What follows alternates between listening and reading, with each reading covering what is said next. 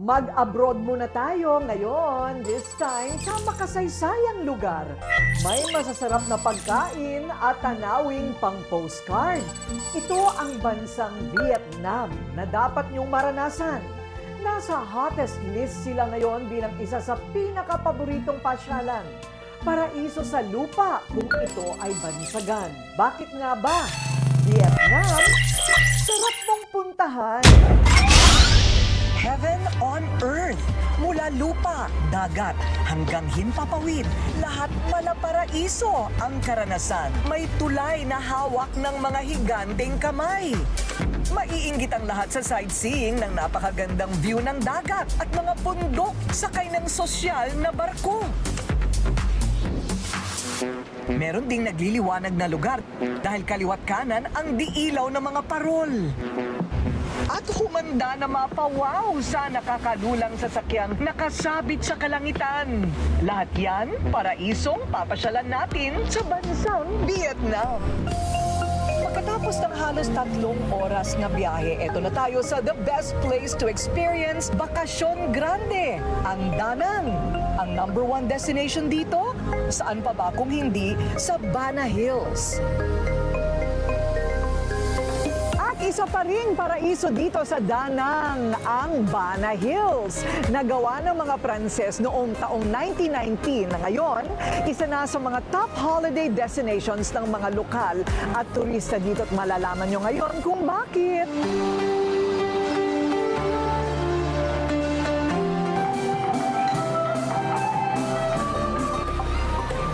Daig pa ng lugar ang maraming amusement park around the world sa ganda dito.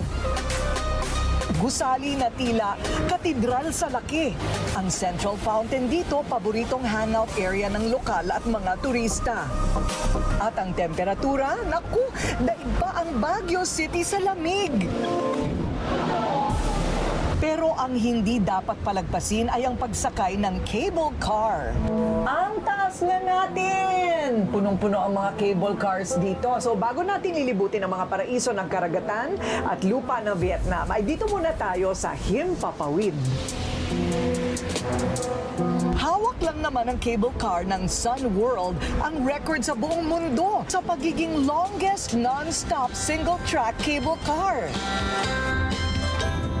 May haba itong mahigit 19,000 feet. Para kang dinadala sa ibang multiverse ang feeling, lalo na pag napapalibutan na ng makapal na fog. Here we are. After 30 minutes, the long wait is over. Parang napadpad tayo sa ibang mundo. Ang tawag dito ay ang French Village. Lahat ng disenyo at gusali gawa ng malikhaing kamay ng mga Pranses. Ang main attraction sa pagbisita dito, walang iba kundi ang iconic Golden Bridge. Sapo ng higanting mga kamay ang fiberglass na daan. 2017 nang itayo ang most Instagrammable spot sa bansang Vietnam. 150 meters ang haba nito. Pinagkakaguluhan at pinag-aagawan talaga ng lahat ang best spot. Nakakuha lang ng perfect photo. Bitin ang paraiso experience kung sa himpapawid lang ang rampa dahil marami pang pwedeng i-explore sa kalupaan. Kung medyo geek at serious ang trip ninyong pasyalan, perfect ang My Son Cultural Heritage Park sa Hoi An.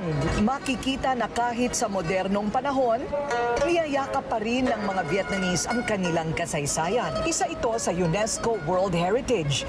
Binubuo ang lugar ng cluster ng abandonado at sirang mga gusali ng Shiva Hindu temples. Hindi lang yan, may 200 meters trekking and walking activity rin dito. Mahaba man ang lakarin, sulit naman dahil sa maganda ang mga tanawin. Tahimik na paraiso na may malalim na kasaysayan, yan ang My Son. Kakaibang feels naman ang ibinibigay ng matandang bayan ng Hoi An. Ibinibida dito ang kanilang ipinagmamalaking pinanggalingan. Sa ancient old town, lahat kumpleto. May mga pagkain na kaysa sarap, mga exotic food tulad ng palaka na normal na inihahain na dito sa mga turista. Ang favorite ng lahat na pusit at ang mga authentic Vietnamese food. Yummy and affordable. Buhay na buhay din ang nightlife. May mga restaurant at bar.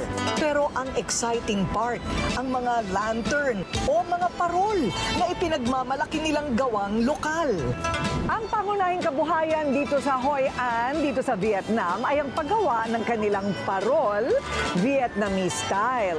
Ito ang pangunahing pangkabuhayan dito, kaya kahit saan ka magpunta o gumalugad sa mga kalye dito sa Hoi An, hindi mawawala, lalo na sa gabi, ang mga nakailaw na Vietnamese lantern. Must-see rin ang mga beach sa Hoi An. Ang alon dito, suwak na suwak sa mga gustong mag-surfing. Ang buhangin, pinong-pino, perfect for sunbathing. Kung best place para hintuan ang gusto nyong i-experience, at sure akong 5-star ang gradong ibibigay ninyo. Kalabaw, gansa, mga ibon at halaman. Opo, totoong yan ay pangkaraniwang eksena sa bahaging ito ng Vietnam. At hindi nyo akalain, nasa likuran lamang ng bakuran ng isang 5-star hotel na eco-friendly dito sa Hoi An. Sinadya ng hotel ang konseptong ito para mas ramdam ang probinsya feels. Ang bawat dekorasyon dito sa hotel na ito at sa maraming mga hotel dito sa Hoi An, mga wall painting, ang mga ukit, lahat ito ay gawa ng mga Vietnamese mismo. Sumasalamin sa kanilang mayamang kultura at malikhaing talento. Sa hotel na ito ay talagang support local sila mula sa sining hanggang sa mga bag, mga accessory, pati ang kanilang mga damit. Lahat makikita ang galing ng Vietnamese at mabibili dito.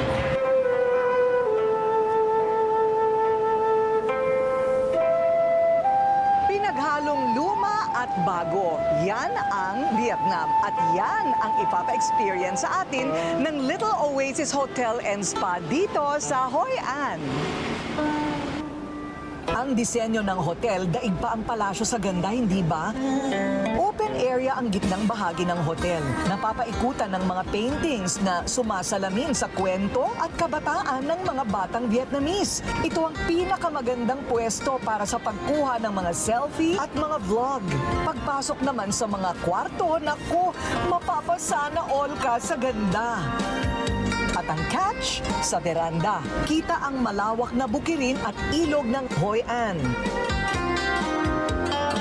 Kapag oras naman ng almusal, hindi kayo mabibitin dahil palaging buffet ang handaan dito. Parang nakapag-dine-in ka na rin sa iba't ibang lugar dahil marami ang pagpipilian. American, Korean, Japanese, Italian, syempre, ang very own nilang Vietnamese cuisine. Mula sa malaparaisong lugar ng Hoi An, dayuhin naman natin ang ipinagmamalaking isla ng Halong Bay. From paradise to paradise. When in Vietnam, hindi pwedeng palagpasin ang paglipad ng lokal papunta dito sa Halong Bay. Dahil ito ay World UNESCO Heritage Site, napakagandang libutin and why not spend overnight sa ibabaw ng dagat. At walang ibang pwedeng magdala sa inyo dito na kumpleto at napakasosyal na mga amenities kung hindi ang Paradise Cruises. Okay, tara na! Ang lugar naman na ito, nako, ang sinasabing pinaka-tourist friendly. Dahil dito, mararamdaman ang hinahanap nating lahat na peace of mind. Bakasyong we all deserve. Ito ang Paradise Cruise and Hotels. Sasalubong agad ang mababait na mga staff. Ang vibe, nostalgic. Very classic ang loob ng kanilang luxury ship. Ang kumpanyang ito, priority ang mga Pilipino. Lahat halos kasi ng kanilang mga crew ay Pinoy. Sa dining area nila, araw-araw parang fiesta. More More than the ambience and the experience, ang pagkain kasi nila ang isang dahilan bakit sila binabalik-balikan. Ang Vietnam Paradise lang ang nag-iisang cruise ship company sa Halong Bay na nagbibigay ng maraming choices sa mga turista. Dahil ang kanilang mga barko, iba't iba ang sakay na sorpresa. May klasiko, may pribado na pang lovers, meron ding pang party at kainan tulad nitong Paradise Delight na naghahain ng mahigit 100 na klase ng putahe at pagkain.